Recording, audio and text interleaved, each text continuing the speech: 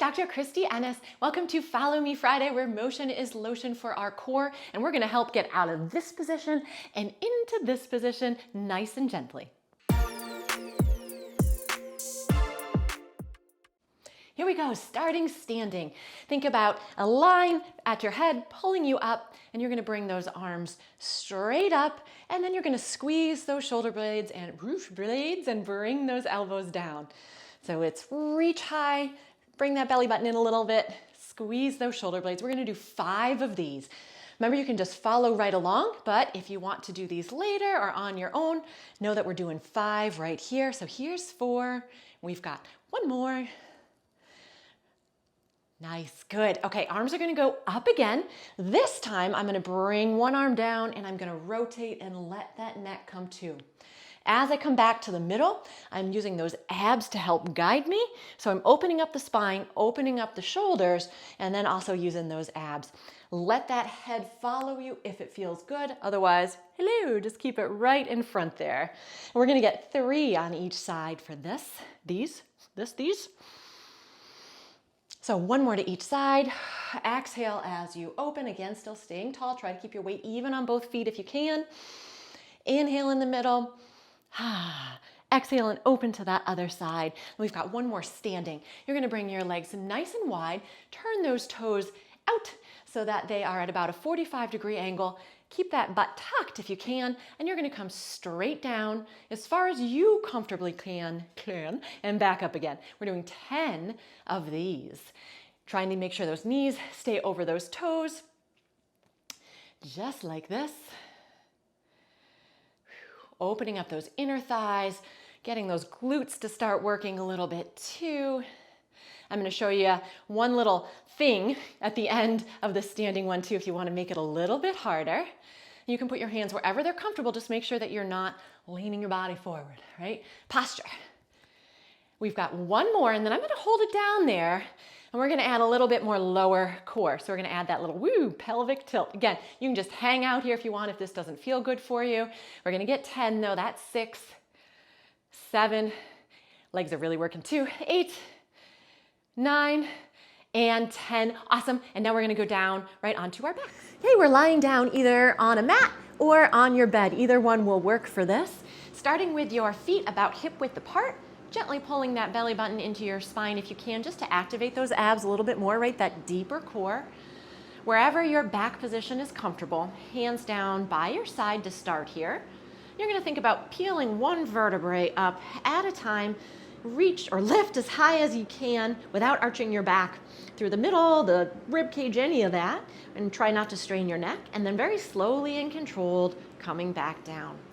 So this is a great one to work the glutes, the hamstrings, abs, and help to open up those hips as well.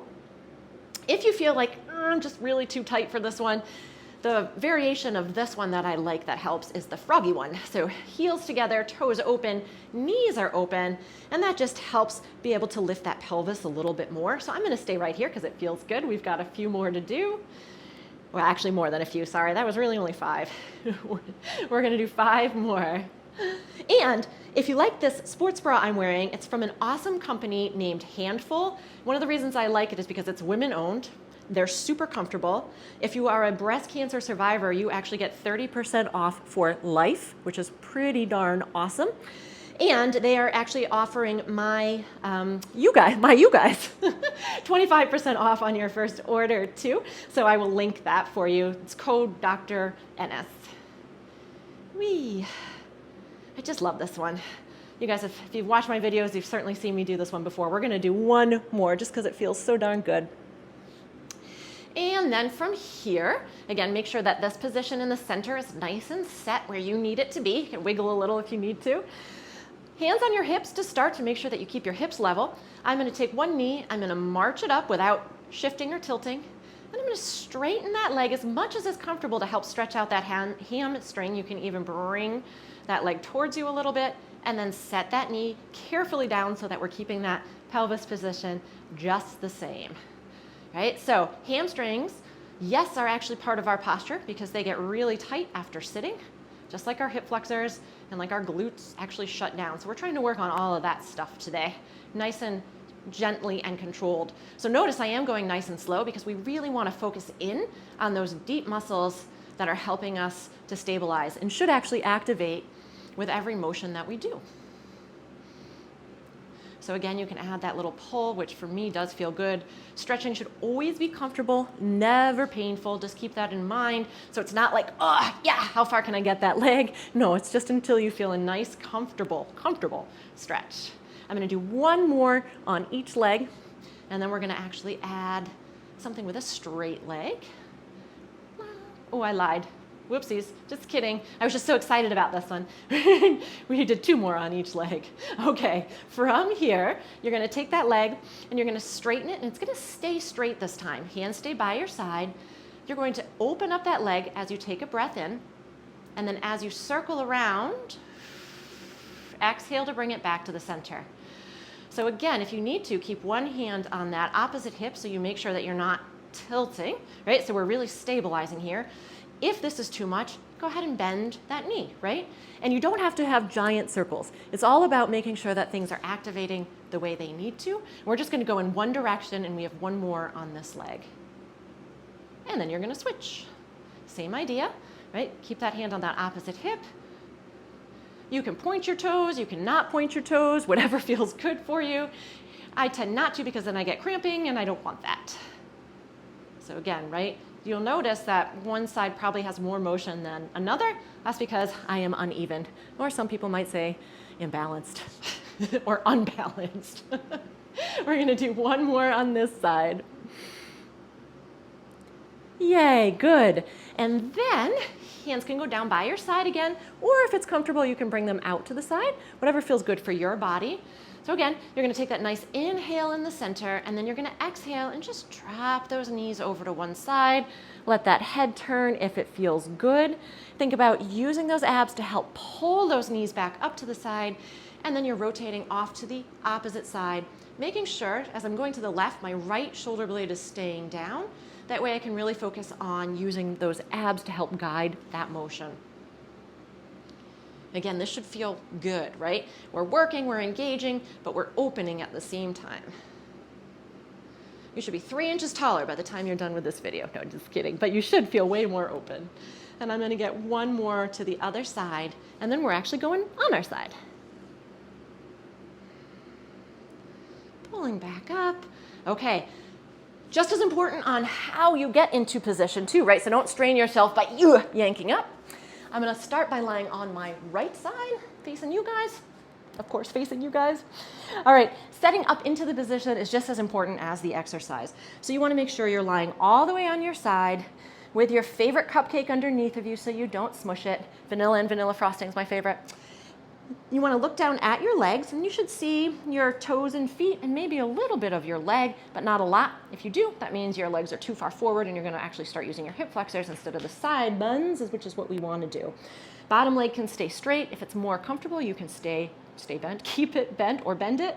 I'm gonna turn these top toes down, bring it back just a touch so I'm aiming towards my heel, and then it's a lift here. Now, if it's uncomfortable for you to turn your foot down, it's okay. You can just keep it straight, as long as you make sure that you feel it kind of in this side area more so than you do in the front. And that's actually why turning down the toe helps. We're gonna get 10 here, so that's 3, 4, 5, 6, 7, 8, 9, 10.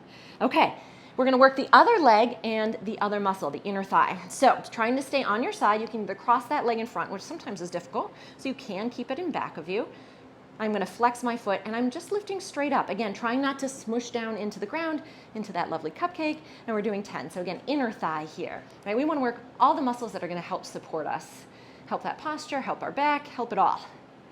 That's 5, 6, 7, 8, 9, and 10, and then we're gonna switch to the other side. If for some reason you don't feel like 10 feels good for your body, stop. If you lose form, stop. If it starts to hurt, stop. 10 is not the magic number, right? It's okay to do less or even do a little more if you need to. So again, all the way on your side here, I'm gonna, yep, see my toes, red for Christmas, and I'm gonna bend this bottom leg, turn those toes down, and then lift for 10. So there's 1, 2, 3, 4. Sometimes I like to keep my hand here so I can feel that it's actually working. 6, and it is. 7, 8, 9, 10, and I'll show you with that leg crossed in front too. Actually, no, I'm not, because I think I'm a little too tight today. It happens to the best of us. So here we go, lifting, trying to stay rolled forward. There's 2, 3. You'll notice one side's a little harder for me, right? I work on this stuff though. 6, 7, that's why I'm a PT. 8, 9, and 10. We've got 2 more exercises to go on those hands and knees. Ooh, sorry, I hit my mic there. So again, you can still stay in your bed if you're doing these on the bed. This is a lovely classic one, cat-cow. So we're gonna take a breath in, squeeze those shoulder blades back, arch that spine, lift that head, and then concentrate on pulling those abs up as you round those shoulders and tuck that tailbone in that head. We're gonna just get 3 like this. This is an awesome one to do though throughout the day. It helps to get some spinal movement, those abs and those pelvic floor muscles moving too. Good. Okay, one last one. Best you can, you're gonna push back into a child's pose, right? If your butt doesn't go all the way down, that's okay. Sometimes I'll put a towel underneath my feet too to help prevent some pain in my ankles there. And then you're gonna think about, use those abs to just pull you right back up into that hands and knees position. Right, so really engaging and controlling those body movements with that core. I'm gonna do one more where I'm rocking, and then we're gonna end the day by holding that child's pose a little bit. Again, another lovely relaxing pose, actually good for digestion too. So just take 2 nice breaths here. There's 1. And give yourself a pat on the back for a good job today.